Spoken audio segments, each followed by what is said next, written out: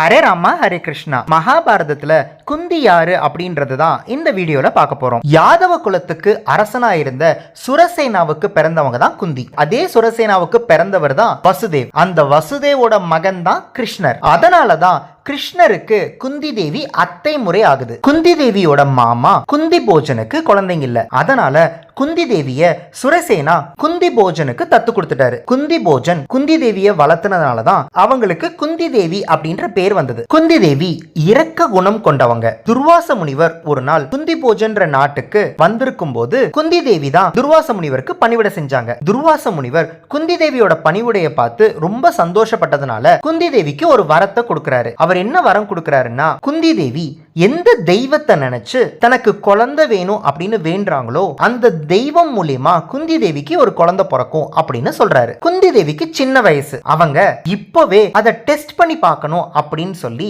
திடீர்னு ஒரு நாள் சூரிய பகவானை பார்த்து தனக்கு குழந்தை வேணும் அப்படின்னு வேண்டிடுறாங்க. சூரிய பகவான் குந்தி தேவிக்கு முன் தோன்றி, நீ கேட்டபடி உனக்கு ஒரு குழந்தை பிறக்க போகுது அப்படின்னு சொல்றாரு. குந்தி தேவி, நான் தப்பு பண்ணிட்டேன், தெரியாம டெஸ்ட் பண்ணிட்டேன், எனக்கு இன்னும் கல்யாணம் கூட ஆகல, இப்ப நான் குழந்தை பெத்துக்கிட்டா இந்த ஊரோலகம் என்னை பத்தி என்ன பேசும் அப்படின்னு பயப்படுறாங்க.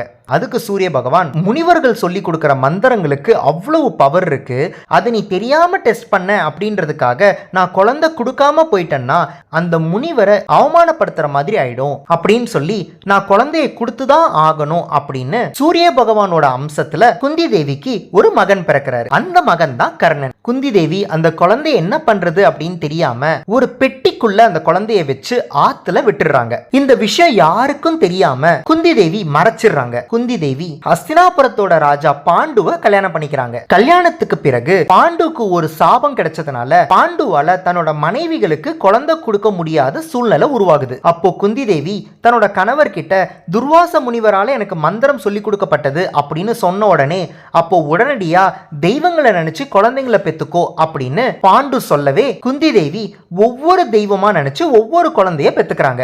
மொத்தம் 3 குழந்தைங்களை குந்தி தேவி பெத்துக்கிறாங்க. அந்த குழந்தைங்களோட பேர் என்ன, அந்த குழந்தைங்க எந்தெந்த தெய்வங்களுக்கு பிறந்த குழந்தை அப்படின்றத நீங்க தெரிஞ்சுக்கணும் அப்படின்னா கண்டிப்பா இந்த வீடியோ டிஸ்கிரிப்ஷன்ல இருக்கிற லிங்கை பார்க்க மறந்துடாதீங்க. வாழ்க்கையில எவ்வளவு பெரிய சோதனை வந்த போதும், தன்னோட குழந்தைங்க எவ்வளவு பெரிய கஷ்டத்தை அனுபவிக்கும் போதும் தன்னோட கருணை குணம் கொஞ்சம் கூட மாறாம கடைசி வரைக்கும் வாழ்ந்த குந்தி தேவிக்கு நம்மளோட ECG கார்ட்ஸ்ல பாசிட்டிவ் சிம்பிள். ஹரே ராமா ஹரே கிருஷ்ணா.